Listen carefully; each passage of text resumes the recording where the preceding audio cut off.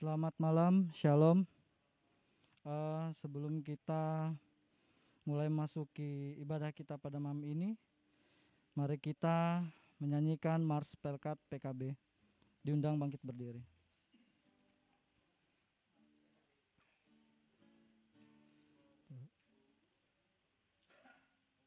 Persekutuan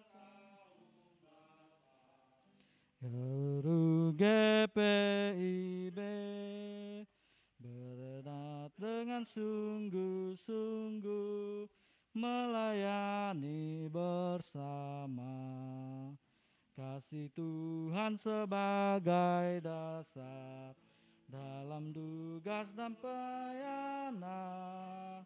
Bangunkan persekutuan demi Tuhan sang penebus dalam setiap pergumulan, setiap cobaan, berpegang hanya pada Tuhan, pertolongannya tetap.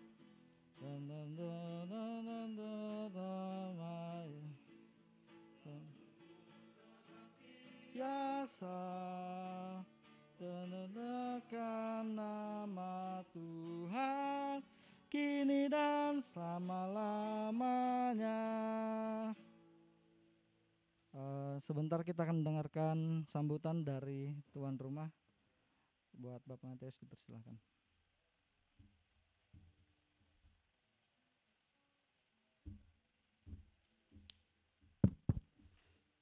Shalom, selamat malam Bapak-Bapak PKB yang diberkati Tuhan.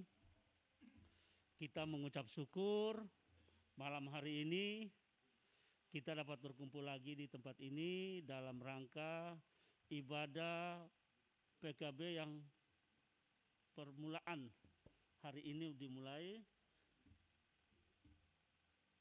dari bulan November 2020 sampai sekarang ini kita memulai ibadah yang baru. Kita bersyukur kasih Tuhan senantiasa bersama-sama dengan kita semua Bapak-Bapak PKB sehingga kita dalam perlindungan dengan kasih Tuhan. Bapak-Bapak PKB yang diberkati Tuhan, ibadah malam hari ini dimulai dari saya sebagai tuan rumah Bapak Matius. Kami bersyukur bahwa Bapak PKB hadir di tempat ini. Walaupun ibadah ini secara langsung atau walaupun langsung dan streaming. Kami bersyukur Tuhan senantiasa bersama-sama dengan kami. Kami mohon Pak Pendeta nanti dalam ibadah kami sekeluarga mohon didoakan dalam pekerjaan, rumah tangga, anak-anak sama orang tua yang ada di Ambon sama di Kasongan dalam masa-masa tua mereka, kami serahkan mereka ke dalam tangan kasih Tuhan. Terus kami menyerahkan akan persekutuan PKB ini ke dalam tangan Tuhan.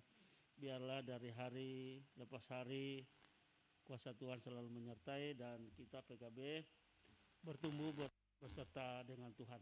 Itu saja yang bisa kami sampaikan. Terima kasih.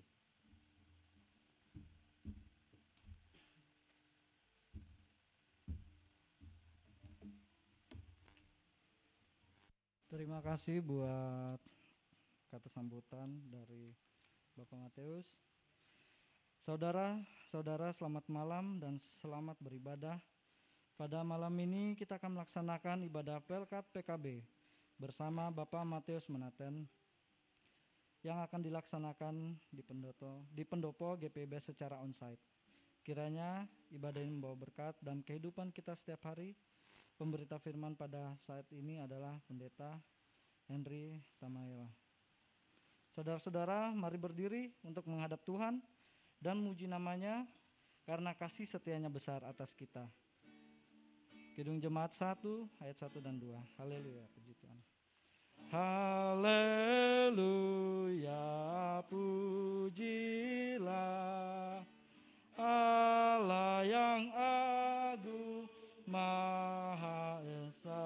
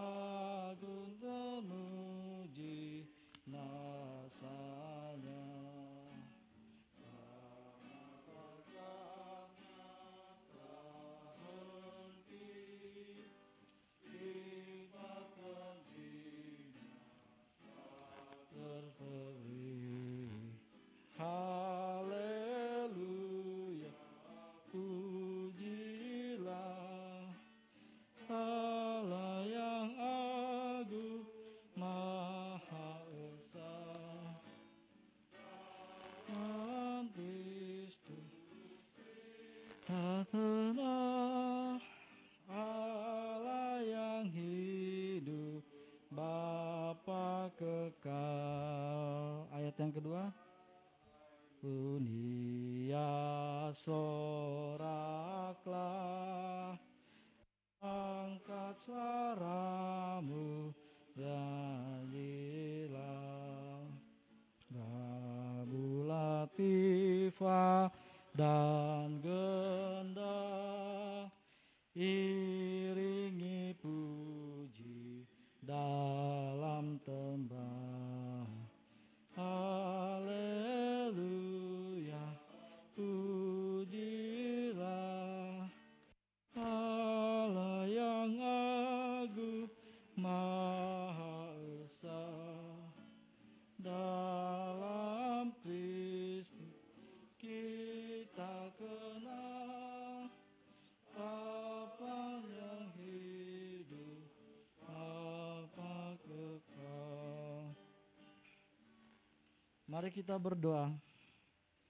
Ya Tuhan Allah Bapa, kami bersyukur atas tuntunan-Mu sehingga pergumulan, pekerjaan dan situasi hidup yang kami dan keluarga kami jalani tetap penuh dengan makna hidup dan hal-hal yang patut kami syukuri.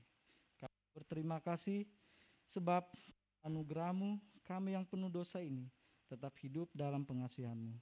Dan saat ini lewat ibadah persekutuan Pelkat PKB bersama Bapak Matius Menaten, kami akan menghayati karya dan kasih-Mu lewat nyanyian, doa, dan pemberitaan firman. Urapi kami dengan Roh-Mu agar kami umat-Mu selalu setia kepada-Mu. Dalam nama Tuhan Yesus kami berdoa. Amin. Mari kita membaca Mazmur yang akan dibaca secara berbalasan. Mazmur 30 ayat 1 sampai 6. Saya akan baca ayat yang ganjil.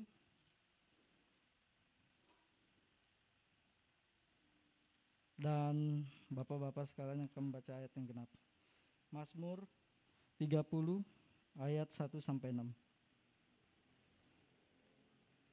Mazmur 30 ayat 1 sampai 6 dengan perikop nyanyian syukur karena selamat dari bahaya.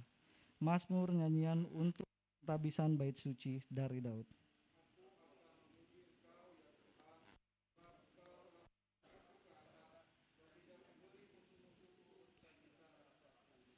Tuhan Allahku, kepadamu aku berteriak minta tolong, dan Kau telah menyembuhkanku.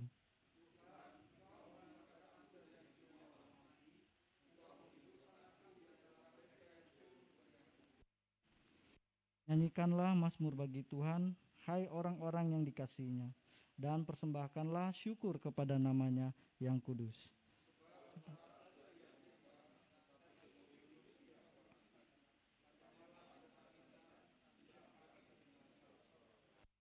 Dipersilakan duduk. Kita akan menyanyi Kidung Jemaat nomor 50 ayat 1 dan 6. Sabdamu abadi.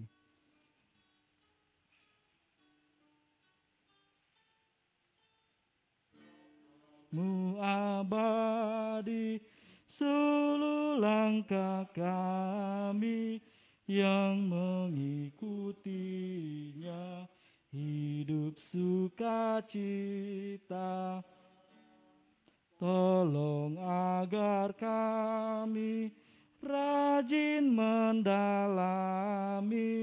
lalu melakukan sabdamu ya Tuhan.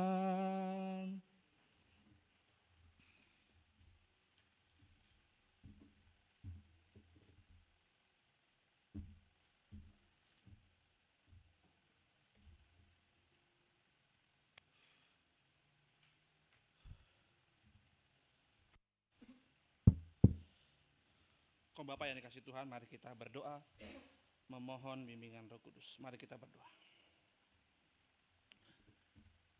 Bapa kami di surga, Engkaulah Tuhan yang kami sembah dan kami puji. Sebagai kaum Bapa, biarlah kami hidup dan yakin akan kuasa-Mu. Firman-Mu lah yang akan menjaminkan kepada hati, pikiran, dan pendengaran kami bahwa Engkau adalah Tuhan Yesus yang berkuasa dalam hidup ini. Tuhan, urapi kami semua dengan Roh Kudus-Mu agar kami mendengarkan, memahami, dengan penuh kerendahan hati kami mau melakukan apa yang Tuhan kehendaki.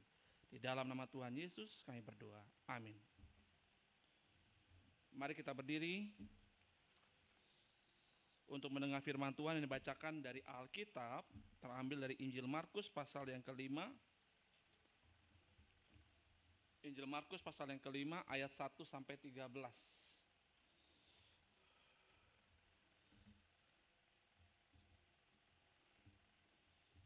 Injil Markus pasal yang kelima ayat 1 sampai 13.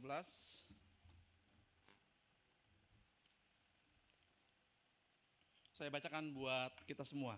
Demikian firman Tuhan. Lalu sampailah mereka di seberang danau di daerah orang Gerasa. Baru saja Yesus turun dari perahu, datanglah seorang yang kerasukan roh jahat dari pekuburan menemui dia. Orang itu diam di sana dan tidak ada seorang pun lagi yang sanggup mengikatnya sekalipun dengan rantai. Karena sudah sering ia dibelenggu dan dirantai, tetapi rantainya diputuskannya dan belenggunya dimusnahkannya, sehingga tidak ada seorang pun yang cukup kuat untuk menjinakkannya. Siang malam ia berkeliaran di pekuburan dan di bukit-bukit sambil berteriak-teriak dan memukuli dirinya dengan batu. Ketika ia melihat Yesus dari jauh, berlarilah ia mendapatkannya lalu menyembahnya. Dan dengan keras ia berteriak, "Apa urusanmu dengan aku, hai Yesus, Anak Allah yang Maha Tinggi? Demi Allah, jangan siksa aku." Karena sebelumnya Yesus mengatakan kepadanya, "Hai engkau roh jahat, keluar dari orang ini." Kemudian ia bertanya kepada orang itu, "Siapa namamu?" Jawabnya, "Namaku Legion, karena kami banyak." Ia memohon dengan sangat supaya Yesus jangan mengusir roh-roh itu keluar dari daerah itu. Adalah di sana di lereng bukit sejumlah besar babi sedang mencari makan. Lalu roh-roh itu meminta kepadanya, katanya, "Suruhlah kami pindah ke dalam babi-babi itu, biarkanlah kami memasukinya." Yesus mengabulkan permintaan mereka, lalu keluarlah roh-roh jahat itu dan memasuki babi-babi itu. Kawanan babi yang kira-kira 2.000 jumlahnya itu terjun dari tepi jurang ke dalam danau dan mati lemas di dalamnya. Demikianlah pembacaan Alkitab. Berbahagialah setiap orang yang mendengarkan firman Tuhan dan melakukannya. Haleluya. Haleluya. Haleluya. Haleluya. Silakan duduk kembali. Bapak-bapak yang dikasih Tuhan Yesus, saya mau cerita sedikit tentang pengalaman saya mengusir orang yang kerasukan. Waktu itu di Makassar, saya sedang praktik jemaat, belum pendeta waktu itu. Dan pada waktu itu malam hari, tepat di samping rumah tempat saya menginap di seorang penatua. Selama 2 bulan saya di situ. Ketika saya mau tidur, tiba-tiba penatua tempat saya melayani waktu itu di GKSS, Gereja Kristen Sulawesi Selatan, gereja orang Bugis dan Makassar. Waktu itu penatuanya ketuk kamar saya dan minta tolong karena tetangganya yang muslim kerasukan. Dan tetangganya tahu bahwa ada calon pendeta di situ. Entah angin apa begitu ya, padahal muslim tapi saya diminta tolong untuk mengusir setan. Ini beban berat buat saya, karena yang saya hadapi adalah orang yang muslim. Kemudian saya belum nggak punya pengalaman atau tidak punya karunia. Saya harus akui bahwa saya tidak punya karunia mengusir setan atau eksorsis begitu. Walaupun di STT ada mata kuliah itu, mata kuliah eksorsis. Tapi yang kita pelajari adalah bagaimana seorang yang kerasukan itu dipahami latar belakangnya. Latar belakang baik secara psikologis, mental begitu ya. Secara ilmiah, orang yang kerasukan pasti bisa dijelaskan secara psikologis, secara kejiwaan. Tapi toh dalam kejiwaan tidak semua bisa dijelaskan. Jadi ceritanya saya akhirnya mau tidak mau saya harus ke rumah itu. Sebelumnya saya berdua dulu, karena baru pertama. Takut juga gitu ya, takut karena dibayang-bayangi kalau saya tidak kuat mungkin saya yang kerasukan, atau dia nggak sembuh-sembuh gitu. Kalau nggak sembuh-sembuh malu juga gitu kan, malu juga bagaimana caranya supaya saya bisa. Saya berdoa dulu minta tolong Tuhan untuk memberikan kekuatan buat saya. Datanglah saya ke orang yang kerasukan, kebetulan yang kerasukan seorang perempuan. Kemudian saya minta penatua, dan orang yang di rumah itu saya suruh pergi, tidak ganggu saya, hanya saya dengan penatua itu. Lalu saya minta penatuanya sama saya nyanyi. Ya, dan ada saja kelakuan dari roh-roh jahat yang masuk ke dalam tubuh perempuan ini. Entah dia mengatakan suara Anda jelek gitu ya. Jangan nyanyi gitu ya. Kita pun terkejut karena dia mengatakan suaranya jelek gitu. Kemudian dia menunjuk kepada penatua, dia bilang kau kayak orang benar saja gitu. Ngapain kau ikut-ikutan gitu ya. Penatuanya langsung diam. Karena tampaknya penatuanya juga malu ditunjuk sebagai orang yang nggak benar begitu. Tapi saya katakan jangan berhenti Pak, nyanyi terus, kita doa. Nah itu kita doa. Kemudian saya minta Bapak itu pijit kakinya gitu ya, karena dalam eksorsis katanya kaki adalah bagian yang penting untuk membuat dia sadar. Saya minta air hangat di bagian telapak kaki untuk ditekan-tekan kakinya begitu ya. Biar saya yang sambil menyadarkan orang ini. Kemudian saya ajak perempuan ini di telinga, saya bernyanyi gitu ya, menyebut nama Tuhan. Saya bingung menyebut nama Tuhan siapa gitu ya, karena anak orang ini kan Islam. Lalu saya cari lagu-lagu yang tidak menyebut nama Tuhan Yesus, tapi Allah Bapa, Allah gitu saya sebut. Saya menyanyikan lagu itu. Saya nyanyi lagu itu di telinganya dengan pelan-pelan. Dan puji Tuhan Bapak Ibu, dalam waktu 1 jam dia sadar kembali. Dia sadar. Karena buat saya bukan persoalan setannya yang pergi, tapi saya mengembalikan kepercayaan diri dari orang yang kerasukan itu. Dalam mata pelajaran eksorsis di kampus memang yang diminta adalah mengembalikan kepercayaan diri dan kebangkitan mental dari orang yang kerasukan setan. Kalau dia sudah menemukan kepercayaan dirinya, maka dia akan bisa menyadari, dia akan menemukan kesadarannya. Dan bentuk dari atau upaya membuat kita sadar adalah membuat dia ingat Tuhan. Karena itu dalam setiap tradisi agama kita ada istilah menyebut nama Tuhan. Kalau di Islam istilah apa? Kalau menyebut nama Tuhan? Menyebut atau takbir atau istighfar gitu ya. Betul sekali, istighfar. Istighfar. Ya Allah, ya Tuhan, ya Tuhan, ya Tuhan. Hanya membuat mental itu terjaga, hanya membuat dirinya kembali kepada jalurnya, yaitu kepada Tuhan. Nah, ketika saya membaca tentang orang yang kerasukan, Bapak yang dikasihi Tuhan Yesus Kristus, ada sebuah gambaran yang menarik. Ceritanya adalah ada seorang yang memang sudah cukup lama kerasukan roh jahat. Mari kita jauhi pemikiran bahwa ketika ada orang kerasukan, dia sedang kerasukan roh orang yang pernah hidup. Itu sebuah pemikiran yang salah. Hanya mitos dan warisan atau tradisi dari mulut ke mulut lah yang membuat kita berpikir bahwa kalau ada orang kerasukan itu pasti kerasukan roh orang yang pernah hidup. Padahal tidak ada. Pada prinsipnya orang yang sudah mati akan kembali kepada penciptanya. Yang ada adalah roh jahat. Yang ada adalah kuasa-kuasa yang bisa membuat orang jauh dari Tuhan. Dan ketika dia jauh dari Tuhan, dia tidak bisa mengendalikan dirinya. Dia tidak bisa membuat dirinya, dia tidak bisa mengontrol dirinya, dan kemudian secara mental, secara psikologis dia akan kena gitu ya. Dia akan kerasukan setan. Saya pikir ini bahasa yang universal. Bahasa yang setiap orang, mau dukun, mau bagaimanapun dia akan memahami pendapat ini. Benar juga begitu ya. Dengan mekanisme apapun, yang pasti setiap orang yang kerasukan harus menyadari siapa Tuhannya. Nah, pembacaan kita bukan orang yang kerasukan yang menyadari siapa Tuhan, tapi siapa? roh jahat itu yang sadar siapa Tuhan. Ketika roh itu, ketika orang yang kerasukan, kaum Bapak bisa lihat itu di ayat yang ke-7 dan ke-8.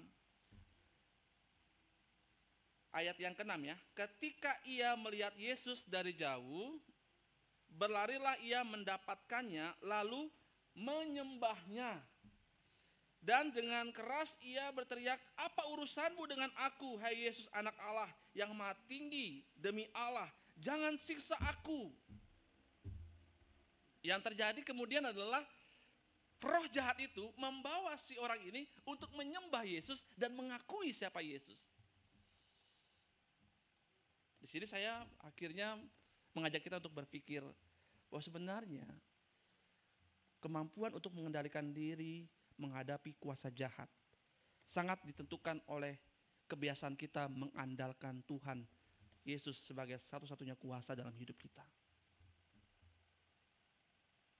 Setiap hari kita mulai membiasakan diri bahwa hidup saya tanpa Tuhan bukan siapa-siapa. Saya sangat bergantung kepada Tuhan. Saya sangat memerlukan Tuhan. Pikiran, hati kita akan tenang dan kita, ini saya bahwa kita tidak akan. Yang kedua, kaum Bapak yang dikasihi Tuhan Yesus Kristus, kalau kita lihat di bacaan ayat perikop kita, ketika bicara tentang orang yang kerasukan di Gerasa, maka sebenarnya ini bicara tentang gaya hidup setiap orang yang selalu jauh dari Tuhan. Gambarannya orang Gerasa ini adalah ketika dia kemana-mana ke kuburan. Pemahamannya kemudian jangan pernah bergaul dengan dunia yang menjauhkan kita dari Tuhan. Beberapa pendapat dari orang-orang yang punya kemampuan eksorsis atau pengusir setan adalah bahwa ketika ada orang yang kerasukan, sebenarnya itu dimulai dari kebiasaannya percaya pada hal-hal itu. Sekali sudah datang ke dukun, gitu ya, gambarannya sederhana gitu. Sekali sudah datang ke dukun, selanjutnya tergantung kepada itu dan kemudian kita jauh dari Tuhan dan kita akhirnya ada dalam kuasa si jahat. Nah, pertanyaan yang menarik kemudian adalah begini. Untuk kita refleksikan, mungkin mau didiskusikan juga boleh. Waktu saya mewawancarai seorang basir Kaharingan, saya ditanya oleh basir tersebut, basir. Ketika dia mengatakan kecenderungan orang-orang Kristen, orang Dayak Kristen yang masih percaya pada hal seperti itu.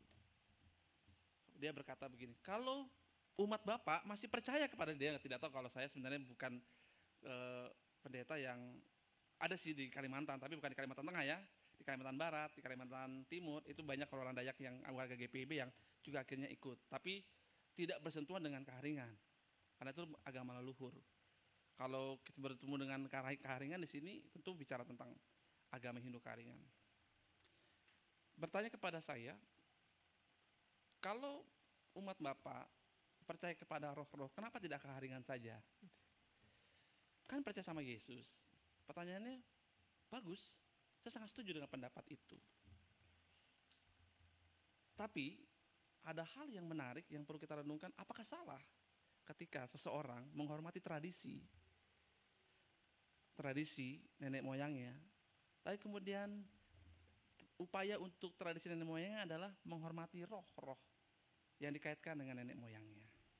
Nah, ini pertanyaan yang penting, karena toh ketika seseorang yang kerasukan setan selalu diidentikan dengan bergaul dengan roh, maka tidak jarang orang Kristen pasti juga akan mengalami hal seperti itu.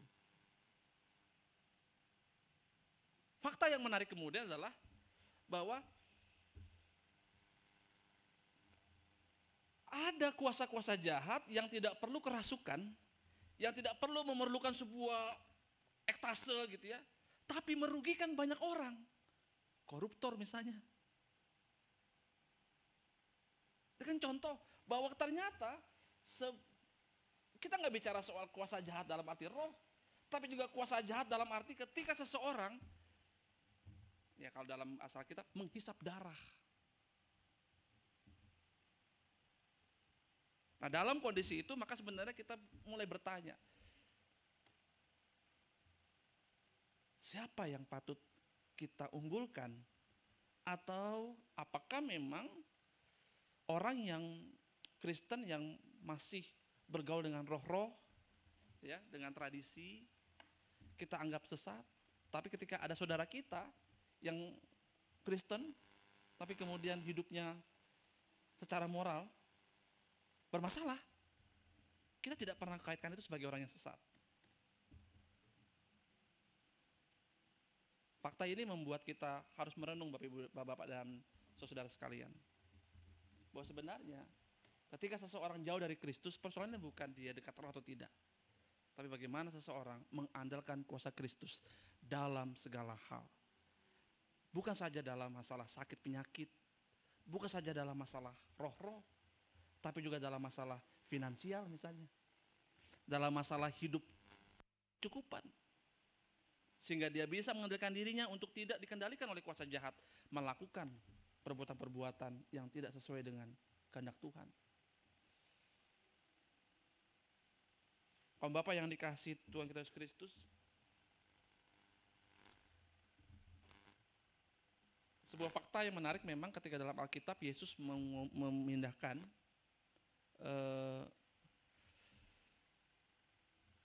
roh-roh itu ke babi, gitu ya. Yang kesian ya punya ternak babi.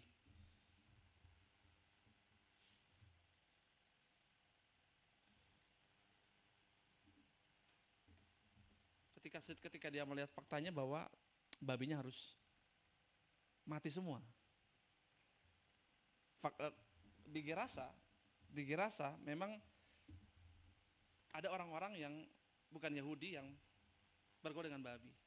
Tapi dalam konteks pembacaan kita, babi bagi orang Yahudi adalah binatang haram. Ya, orang Yahudi itu Bapak Ibu, babi itu haram. Makanya orang Yahudi nggak pernah mau makan babi. Kosher mereka bilang. Kosher itu haram. Saya nggak mau makanan babi. Bahkan susu pun mereka haram bagi orang Yahudi. Bapak bawa bawa pop mie saja kasih ke orang Yahudi. Waktu itu saya waktu di Tanah Suci, saya bawa pop mie saya kasih ke orang Yahudi. Mereka bilang itu haram buat saya. Dia nggak mau makan haram. Babi haram. Nah ketika roh itu dibuang ke babi kemudian dilemparkan ke jurang, karena memang persepsinya adalah babi itu binatang yang tidak boleh dimakan, sehingga roh itu masuk ke dalam babi. Kaum Bapak yang dikasihi Tuhan kita Yesus Kristus, di saat kita bisa melihat dalam pengalaman saya mengusir roh jahat, mengusir setan, maka pertama saya mengajak kaum Bapak untuk melihat bahwa milikilah keyakinan yang kuat akan kuasa Kristus. Disadari bahwa roh jahat atau roh apapun yang selalu kita dengarkan, yang selalu kita dapatkan, bahkan yang menjadi bagian hidup kita dalam konteks orang Dayak misalnya gitu ya, tradisi, adalah bagian yang tak terpisahkan dari kehidupan itu sendiri. Dan kehidupan itu yang mengatur adalah Tuhan. Pertanyaannya ketika saya ditanya oleh Basir atau anggota majelis Karingan waktu itu, saya menjawab begini. Salah. Justru ketika kekristenan masuk ke orang-orang Dayak yang percaya pada roh, gitu ya, roh yang ada bukan lagi dianggap sebagai sesuatu yang menakutkan, tapi roh yang ada dijadikan sebagai pedoman untuk setiap orang, dalam ini orang Dayak gitu ya, orang yang percaya pada roh, untuk hidup yang benar sesuai dengan aturan-aturan yang ada. Kan nggak boleh ke sini gitu ya. Kalau saya mencoba memahaminya, Orang Dayak tuh kalau berladang berpindah, kalau dia ladang berpindah, kebetulan memang tesis saya itu, jadi saya coba mendalaminya. Ketika dia ladang berpindah, dia selalu ada selalu tempat yang disebut dengan tempat keramat, yang katanya tidak boleh dibikin ladang. Tapi sebenarnya tahu tidak kenapa tempat itu disebut tempat keramat?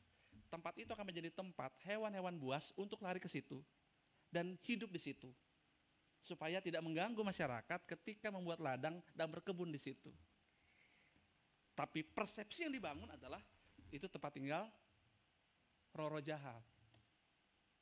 Yang dibangun adalah tempat tinggal setan-setan begitu. Sehingga itu nggak boleh. Padahal ada kearifan lokal di situ. Ketika dia berpindah ladang, tapi di situ tidak, akan ada selalu tempat buat hewan-hewan yang tidak punya tempat berlindung untuk datang berlindung di situ. Saya pikir ini hebatnya. Makanya banyak orang yang menganggap salah kalau ladang pindah, tapi sebenarnya itu kearifan lokal yang luar biasa. Hanya memang dalam konteks modern sekarang ini ketika kebutuhan pangan yang luar biasa tinggi gitu, sehingga pada akhirnya ladang berpindah menjadi sesuatu yang bermasalah, karena akhirnya ladang berpindah dijadikan sebagai kebutuhan, menjawab kebutuhan masyarakat yang tinggi. Padahal tidak begitu gitu ya, pemahamannya tidak begitu.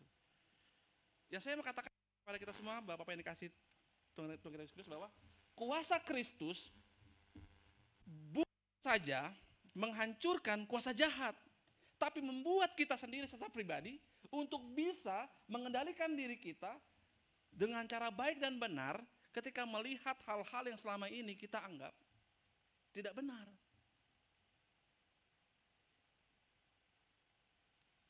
Saat orang kerasukan setan tadi, saya akhirnya belajar untuk tidak menganggap bahwa orang yang kerasukan itu, bahwa roh-roh itu pasti akan menang atau tidak bisa saya usir.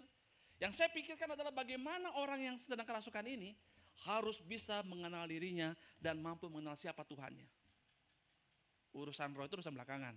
Tapi ketika setiap orang kenal siapa Tuhannya, mengakui kuasa Tuhannya, maka dia bisa mengendalikan dirinya. Konsep pemahaman teologis yang benar adalah semenakutkan apapun roh-roh yang kita dengar, entah roh di jalan gang itu, entah roh jahat yang ada di pohon itu, tapi Tuhan kita lebih hebat daripada itu. Dan kendalikan diri kita akan kuasa Kristus dalam menghadapi hal seperti itu. Yang kedua, ini bukan soal kalah dan menang. Karena soal kalah dan menang nanti kita menjadi kekristenan yang cenderung menggerus kearifan lokal. Dan sehingga pada akhirnya pemahaman teman-teman yang non-Kristen tadi gitu ya, menganggap kalau sudah Kristen jauhi itu. Tidak boleh kenal budaya seperti itu. Padahal Kristus hadir untuk mengakomodir budaya, dan budaya itu bisa menghadirkan kesejahteraan buat siapapun. Jadi tidak ada masalah dengan itu. Yang ada adalah bagaimana Kristus harus di atas segala-galanya dan mampu membuat kita bisa mengendalikan segala hal. Pertanyaan buat kita, saya silakan Bapak untuk menjawabnya. Agak panjang nih, tapi saya pasti Bapak penasaran dengan gambaran seperti ini. Apakah Bapak percaya dengan roh-roh jahat yang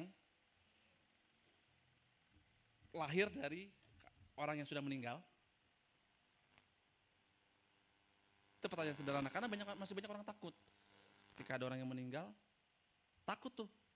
Karena dianggapnya rohnya itu masih lari ke sini gitu ya. Bapak tahu ada kearifan lokal yang berkata, kalau ada orang meninggal, rohnya itu hari pertama masih di sini. Rohnya itu hari ketujuh masih di sini. Nanti kalau sudah hari keberapa masih di situ. Nah, apakah Bapak percaya atau punya pendapat lain terhadap itu? Bagaimana memandang itu dalam persepsi yang saya katakan tadi? Ya, bahwa kali ini kearifan lokal, dan bagaimana kita menyikapinya dengan tidak menghilangkan keyakinan kita pada kuasa Kristus. Mari, ada yang percaya dengan itu? Atau punya bahasa lain dengan itu? Silakan.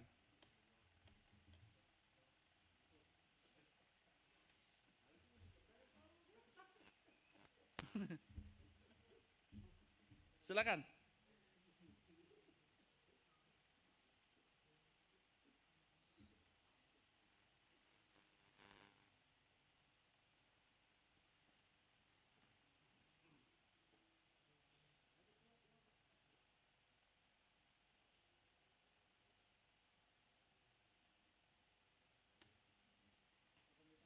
Ya, silakan Pak.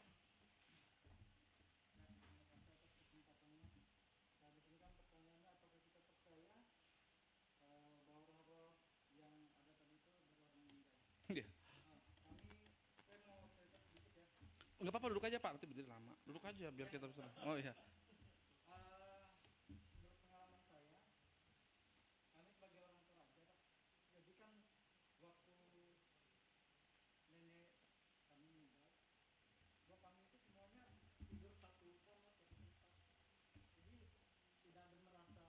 Takut. Iya.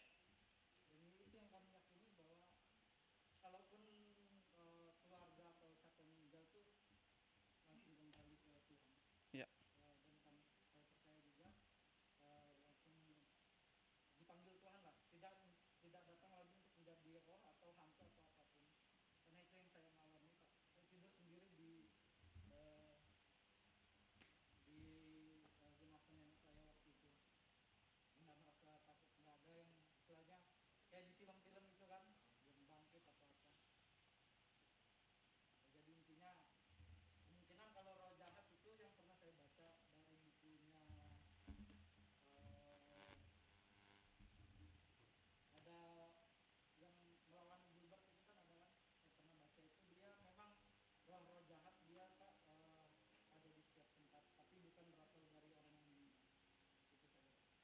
Iya, baik. Ini menarik nih kalau budaya. Pertanyaannya kemudian kan ada budaya yang percaya bahwa roh yang orang yang kita hormati ada di situ. Gitu. Tapi menariknya tidak takut. Tidak takut. Bagaimana nilai-nilai Kristen mempengaruhi cara berpikir itu penting untuk disadari. Bagi orang Toraja, ya, bagi orang Toraja, mungkin bagi orang Toraja, saya coba memahaminya juga. Menurut saya tidak masalah. Yang penting hati saya tetap pada Tuhan dan saya tidak jauh dari Tuhan. Ketika saya percaya kepada bahwa ada orang roh-roh yang itu ada di situ. Ada kearifan lokal di situ. Bukan kepada persoalan roh yang berkeliaran, tapi kepada menghormati orang tua sampai kapanpun. Menghormati orang yang kita sayangi sampai kapanpun. Tapi saya minta pendapat lain, silakan. Salah nggak kalau takut? Salah nggak kalau takut? Om Matius salah nggak takut? Kalau takut kayak gitu salah nggak? Silakan Om Matius, ada punya pendapat?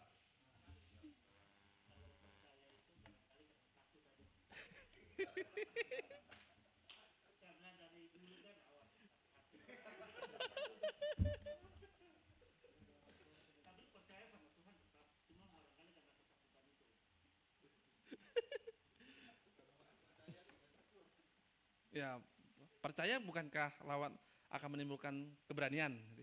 Ketika ada orang percaya, maka dia akan belajar untuk tidak takut karena dia percaya. Di Alkitab selalu ada kata jangan takut. Jangan takut. Maria ketika ke kubur Yesus ada malaikat bilang jangan takut. Maria ketika dikasih tahu soal dia mau mengandung Yesus, kata pertama malaikat adalah jangan takut. Karena jangan takut itu adalah dia jangan takut sama dengan kata percaya. Percayalah, jangan takut. Pilihannya adalah ketika takut tidak percaya. Tapi ketika percaya maka tidak takut. Silakan Pak Nunus. Duduk aja Pak.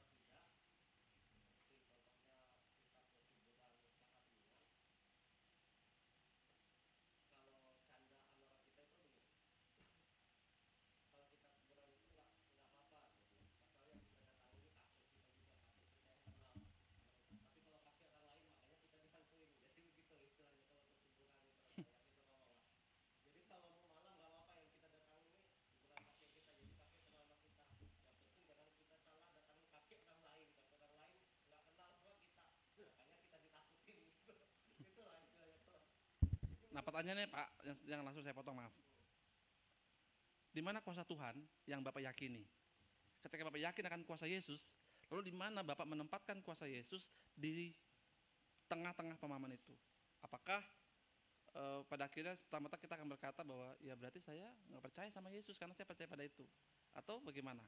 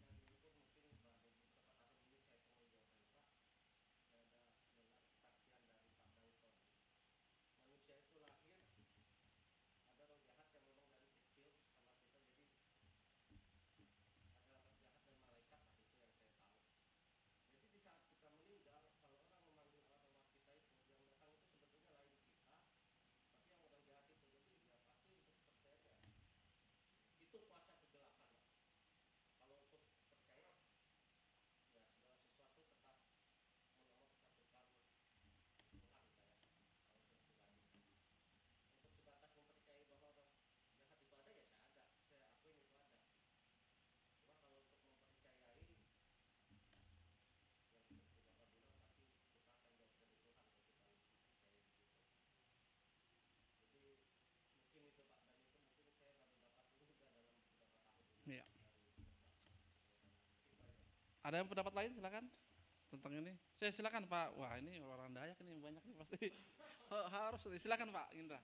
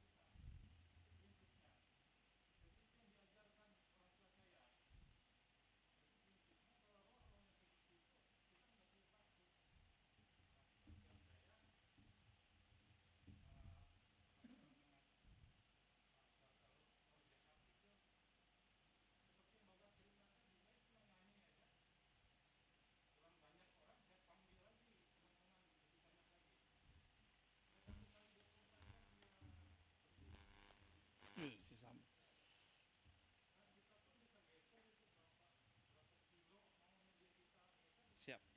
Ya. Oke. Kalau tidak ada lagi, saya mau kita melihat aspek kata percaya dengan menghormati kepercayaan orang lain.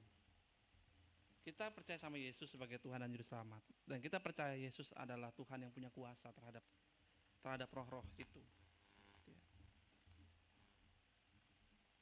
Tapi yang kita yakini adalah, dan dalam cerita ini, kisah di Gerasa, adalah bagaimana roh jahat itu justru menawan,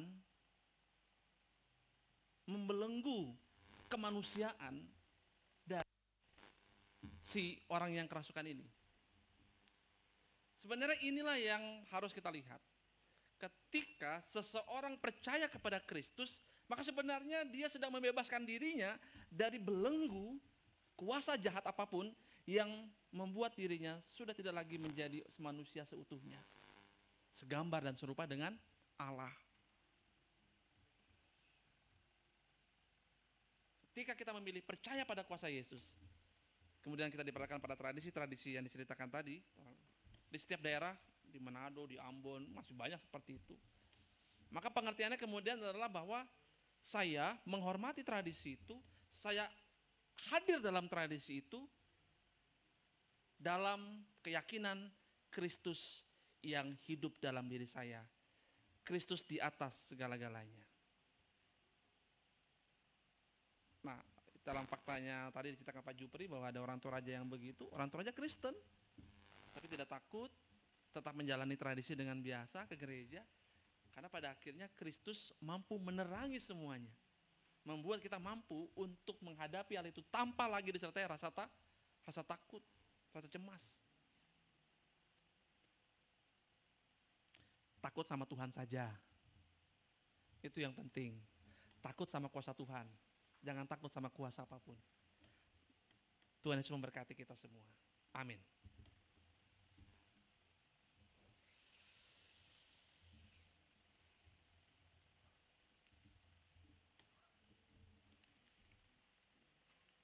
Kidung Jemaat 285.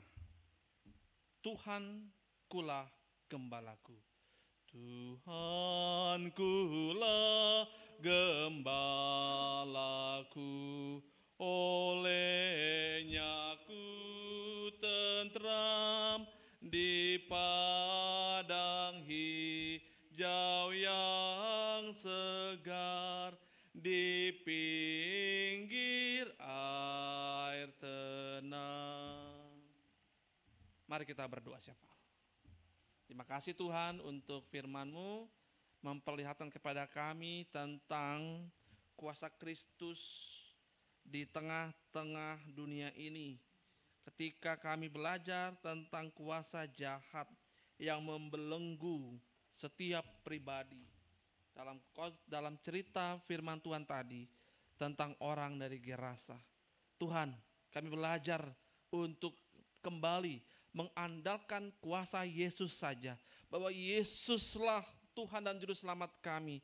Setiap atau segala hal ada dalam kendali kuasa Tuhan.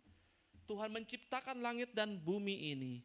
Tuhan menghadirkan setiap atau segala hal yang ada di sekitar kami. Tapi Tuhan juga mengingatkan kami untuk tetap mampu mengandalkan Tuhan di tengah-tengah kuasa-kuasa kegelapan, kuasa jahat apapun. Tuhan, terima kasih untuk firman-Mu bahwa kami diajar untuk selalu mengandalkan kuasa Kristus tanpa mengurangi rasa hormat kami terhadap budaya-budaya, tradisi-tradisi nenek moyang kami yang juga melibatkan roh-roh yang meyakini dan percaya pada roh-roh. Tapi buat kami, biarlah kuasa Tuhan yang akan selalu melindungi kami. Tuhan memberkati kehidupan kami semua. Ajar kami untuk tidak takut dan hanya takut kepada Tuhan. Tuhan, terima kasih untuk firman-Mu, untuk kesempatan buat kami merenung bahwa setelah ini mungkin kami masih terus mau belajar banyak. Mau belajar untuk mengenal bagaimana kuasa Yesus di atas segala kuasa kegelapan apapun. Tuhan, kami bersyukur karena ibadah malam ini berjalan dengan baik bersama keluarga Bapak Matius Monaten. Kami berdoa buat keluarga Pak Matius Monaten. Kami serahkan keluarga ini ke dalam tangan Tuhan. Terima kasih untuk kesempatan buat keluarga menjadi tuan rumah walaupun kegiatan kami lakukan secara on-site. Tuhan, kami melakukan ini dalam rangka protokol kesehatan. Kami ingin melakukannya di gereja dalam ruang terbuka. Tuhan mohon biarlah keluarga Pak Matius Monaten dengan sukacita dan setiap anggota PKB lain yang akan menjadi tuan rumah dalam pelaksanaan on-site di pendopo ini boleh bersukacita untuk mendukung kegiatan ini. Tuhan memberkati keluarga Pak Matius Monaten. Bapak Matius dalam tugas tanggung jawabnya sebagai seorang abdi negara. Tuhan berikan hikmat, kesabaran sebagai seorang ayah, suami, bahkan sebagai seorang pribadi yang hadir di tengah-tengah masyarakat. Tuhan, berkat-Mu menyertai Bapak Matius. Berikan kesabaran, ketekunan iman Tuhan untuk selalu mengandalkan kuasa Tuhan. Dan kami percaya Tuhan sayang dan Tuhan selalu menjaga Pak Matius dalam kehidupannya. Memberkati Pak Matius dalam pelayanannya. Dia seorang hamba Tuhan. Tuhan tanamkan dan berikan kuasa yang luar biasa buat Pak Matius untuk tetap semangat dalam melayani Tuhan sebagai ketua PKB. Tuhan, terima kasih banyak untuk kasih setia-Mu. Berdoa buat Ibu Matius Monaten. Tuhan berkati Mama Yohan untuk selalu sehat, sukacita, dan tetap penuh dengan kuasa Tuhan dalam tugas tanggung jawabnya. Berkati Ibu atau Mama Yohan untuk selalu sehat dan selalu mengandalkan Tuhan. berikan kesabaran, ketekunan, menjadi seorang istri yang baik, menjadi seorang ibu yang baik, menjadi seorang anggota keluarga yang baik, anggota masyarakat yang baik, dan berkati pekerjaannya sebagai seorang perawat di rumah sakit, agar semuanya juga sejalan dengan kehendak Tuhan, dan Tuhan menghadirkan berkat dalam kehidupan ibu dan pekerjaannya. Kami juga berdoa buat anak-anak, buat Yohan, buat Ibe. Tuhan sayangi mereka selalu. Yohan dalam sekolahnya, Ibe dalam pertumbuhannya. Tuhan berkati kedua anak Pak Matius Monaten ini. Sayangi mereka, berkati dalam pendidikan, berkati dalam masa depan. Upaya Bapak dan Ibu untuk sebaik mungkin mempersiapkan masa depan Yohan dan Ibe tidak sia-sia. Tuhan berkati agar masa depan anak-anak ini selalu indah bersama Tuhan. Berdoa juga buat orang tua di Ambon, orang tua di Kasongan, di dalam masa tua, di dalam kesehatannya Tuhan jaga dan pelihara. Jikalau sakit Tuhan kuatkan dan pulihkan. Dan ketika keluarga terpisah dengan orang tua di kampung, biar hanya doa, dukungan dan harapan dipanjatkan kepada Tuhan lewat kedua orang tua yang ada di kampung halaman. Terima kasih Tuhan, terima kasih. Sertailah keluarga ini dalam kehidupan setiap hari. Pekerjaan, rumah tangga, berkat-berkat, dan segala hal. Tuhan juga kami berdoa buat kami, anggota PKB yang boleh hadir saat ini. Tuhan berkati kami semua, berkati rumah tangga kami. Kami ingin keluarga kami tetap ada bersama Tuhan. Kami ingin rumah tangga kami tetap satu dalam Tuhan. Dan buat kami sebagai seorang suami, sebagai kaum bapak, biarlah kami Tuhan tetap diberikan hikmat.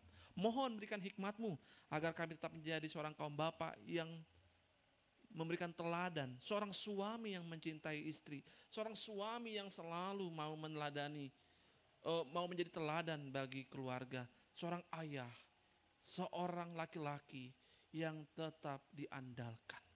Tuhan, sebagai imam di rumah kami, biarlah kami juga tetap menjadi pribadi yang lebih dulu mengenal Tuhan, lebih dulu mengandalkan Tuhan, dan memperlihatkan kasih Tuhan kepada istri dan anak-anak kami. Tuhan, terima kasih banyak untuk kasih setia-Mu.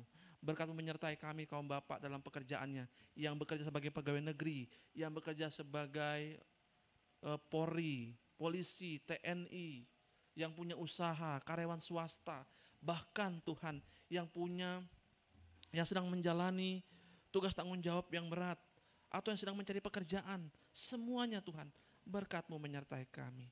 Bagi kaum bapak yang pensiun, juga Tuhan berikan kesabaran, hikmat untuk menjalani masa pensiun dengan sukacita. Ya Tuhan, terima kasih banyak. Engkau memberkati pengurus Pelkat PKB, GPB Ebenezer Palangkaraya. Berkat menyertai program-program yang akan kami kerjakan. Tuhan memberkati rencana kami untuk pelaksanaan bakti sosial di Betanalong. Tuhan memberkati agar pengurus boleh mempersiapkannya sebaik mungkin. Terima kasih Tuhan. Kami juga berdoa buat pelayanan-pelayanan di gereja-Mu, berkati para pelayan, diaken, penatua, pendeta, pengurus unit misioner. Tuhan berkati panitia pembangunan, berkati semua yang akan kami lakukan di tengah-tengah jemaat-Mu, berkati program kerja kami. Tuhan, kami juga mau berdoa buat bangsa negara kami, berkati pemerintah, berkati setiap orang yang ada di dalamnya, untuk tetap melaksanakan tugas tanggung jawab dengan hikmat Tuhan, dan terutama di tengah-tengah masa pandemi, bahkan di masa-masa di kondisi yang penuh dengan musibah. Tuhan berkati. Berdoa untuk sesama kami yang mengalami musibah di Kalimantan Selatan, Majene, Manado, di berbagai tempat di wilayah Indonesia. Tuhan, kami mengingat mereka dan mohon Tuhan sayangi mereka, jaga mereka. Yang takut Tuhan kuatkan, yang bersedih Tuhan hibur. Dan biarlah mereka selalu percaya bahwa Tuhan akan mempersiapkan masa depan terbaik buat mereka. Jaga bangsa kami, lindungi Indonesia Tuhan. Ya Tuhan, terima kasih. Inilah doa syafaat kami, inilah permohonan kami. Kami serahkan seluruh doa kami ini hanya di dalam nama Yesus yang telah mengajar kami berdoa. Bapa kami yang di surga, dikuduskanlah nama-Mu. Datanglah kerajaan-Mu, jadilah kehendak-Mu di bumi seperti di surga. Berikanlah kami pada hari ini makanan kami yang secukupnya, dan ampunilah kami akan kesalahan kami, seperti kami juga mengampuni orang yang bersalah kepada kami. Dan janganlah membawa kami dalam pencobaan, tapi lepaskanlah kami daripada yang jahat. Karena Engkaulah yang empunya kerajaan dan kuasa dan kemuliaan sampai selama-lamanya. Amin.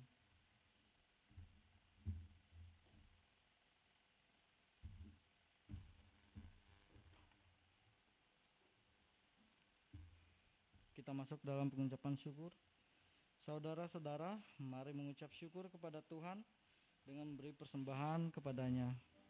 Dengarlah firman-Nya dalam 1 Tesalonika 5 ayat 18 yang menyatakan, mengucap syukurlah dalam segala hal, sebab itulah yang dikehendaki Allah dalam Kristus Yesus bagi kamu. Tuhan berkati saudara-saudara dan persembahan saudara. Sambil memberi persembahan, kita menyanyi dari Kidung Jemaat 302 ayat 1, ku beri persembahan.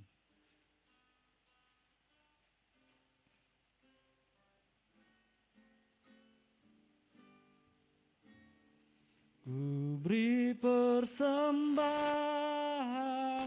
pada Tuhanku, sambil puji Yesus, Juru Selamatku. Sekali lagi. Ku beri persembahan pada Tuhanku,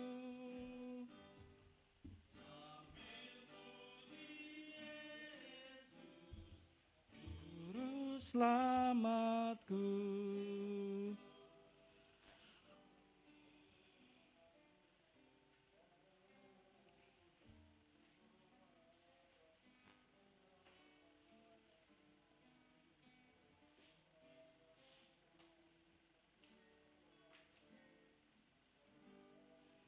Untuk doa syukur, saya undang bangkit berdiri, menyerahkan persembahan. Mari kita berdoa. Ya Tuhan, Engkaulah sumber hidup kami. Kami membawa dengan penuh sukacita persembahan ini sebagai tanda ungkapan syukur kami kepadamu. Terimalah ya Tuhan, dan kuduskanlah agar dapat dipakai bagi kemuliaan nama-Mu. Amin. Silakan duduk. Sebelum kita masuk pengutusan, ada warta PKB.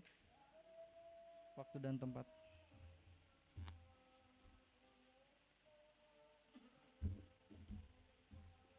Shalom, selamat malam. Mohon izin Bapak-Bapak, kami dari PAMJ ingin menyampaikan sekali lagi terima kasih atas kehadirannya Bapak-Bapak. Ibadah pertama pada tahun 2021 PKB sesuai dengan rencana kita tetap laksanakan secara onsite dengan tetap juga menerapkan prokes dari tim Satgas. Mohon nanti Satgas sambil berjalan kita dievaluasi terus. Kemudian kalau dari bidang PPSDI PPK, hasil sidang Majelis Jemaat kemarin ada program dari PKB yang masuk di bidang PPSDI, yaitu bakti sosial ke Betang Nalong. Mohon untuk pengurus segera disiapkan waktu dan tanggalnya kapan akan berangkat ke sana. Kemudian di program itu ada anggaran dana sebesar 3 juta kalau tidak salah. Mungkin itu tidak dari kas jemaat, tapi dari pengurus yang akan mengadakan. Bagaimana nanti caranya atau sistemnya, kami persilakan kepada pengurus. Kemudian satu lagi tambahan untuk jadwal ibadah, mohon dibuat selama 1 tahun, tapi tetap akan diupdate per 3 bulan. Apabila di triwulan berikutnya tidak ada masalah, tidak ada halangan untuk jadwal yang sudah ada selama 1 tahun, itu akan jalan terus gitu maksudnya. Mungkin itu yang dapat kami sampaikan. Sekali lagi terima kasih atas kehadiran Bapak-Bapak. Salam sehat selalu. Tuhan Yesus memberkati. Ada tambahan dari panitia pembangunan.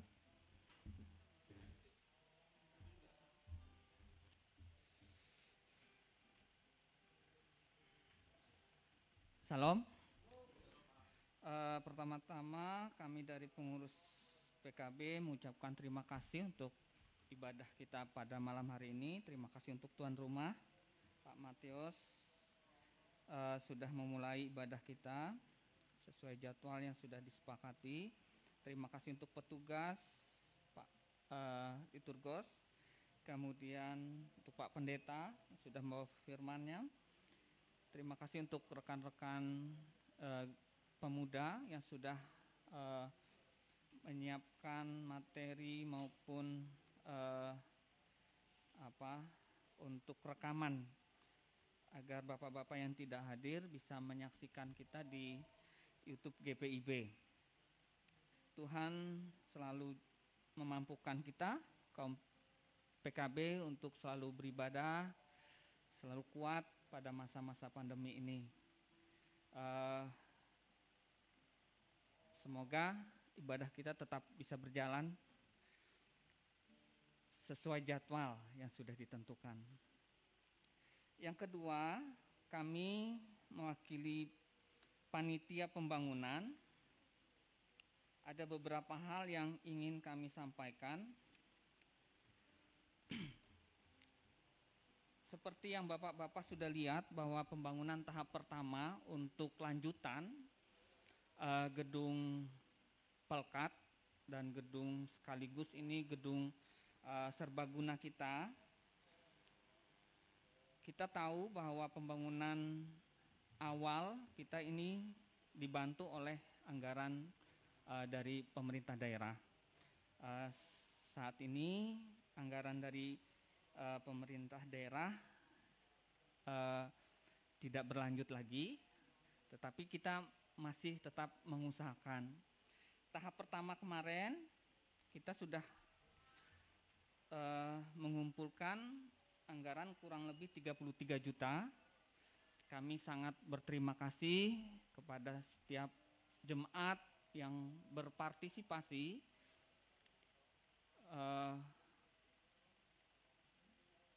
Apapun bentuk partisipasinya, sekecil apapun, semua itu sangat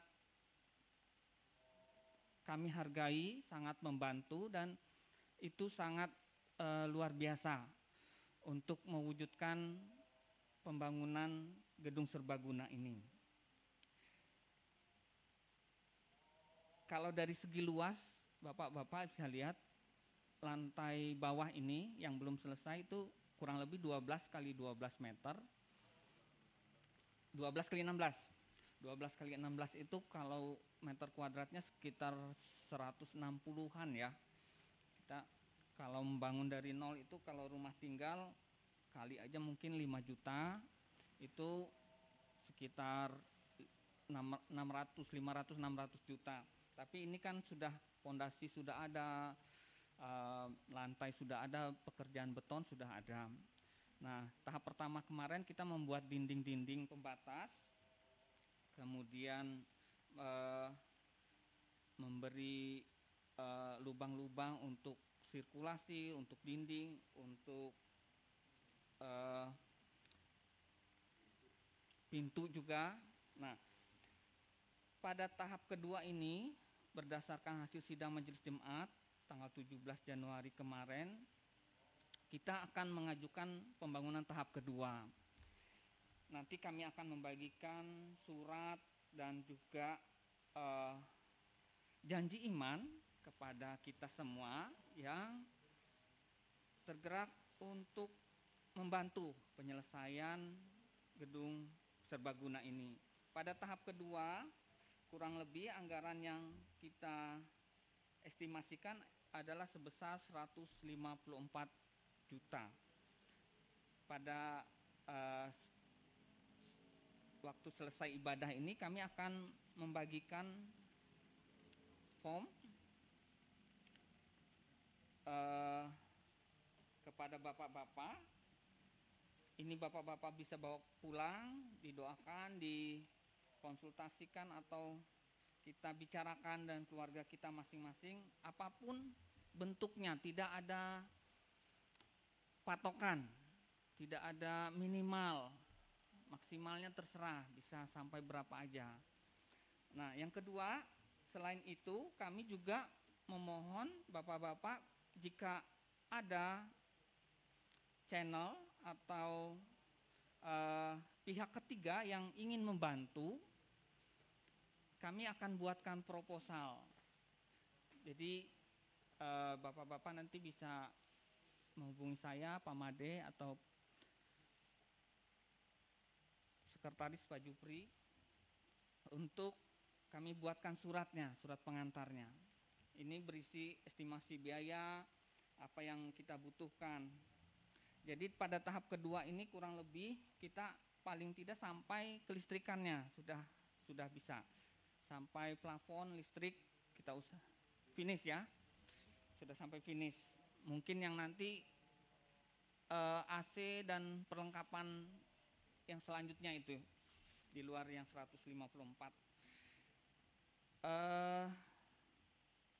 Kami sangat memohon, pertama tadi janji iman, kedua proposal donatur ini. Karena ini lumayan besar, kalau yang pertama kemarin 33 juta kita sudah bisa kumpulkan, yang kedua ini 154. Demikian kira-kira Bapak-Bapak yang bisa kami sampaikan. Mohon maaf jika dari penyampaian saya ada yang kurang berkenan. Tuhan Yesus berkati.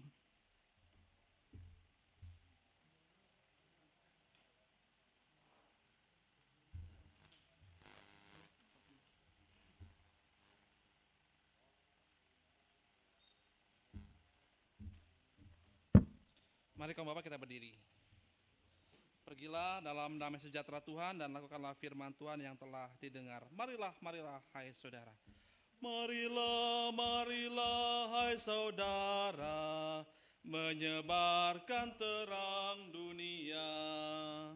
Banyak orang kemalangan menderita, diliputi kegelapan kemelut. Marilah, marilah hai saudara, menyebarkan terang dunia.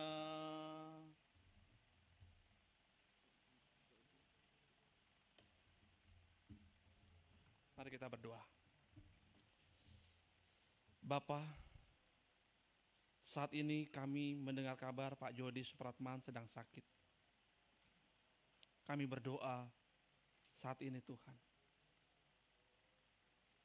kuasa-Mu hadir, memberi kekuatan, iman dan keyakinan kami serta Pak Jody secara khusus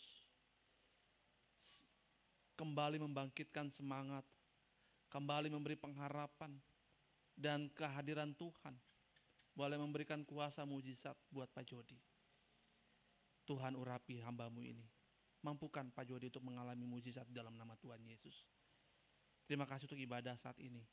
Kami akan pulang, dan biarlah pulang dengan rahmat anugerah, di mana kasih Tuhan Yesus Kristus, kasih Allah Bapa dan Persekutuan Roh Kudus senantiasa menyertai kita dari saat ini sampai selama-lamanya. Amin. Amin.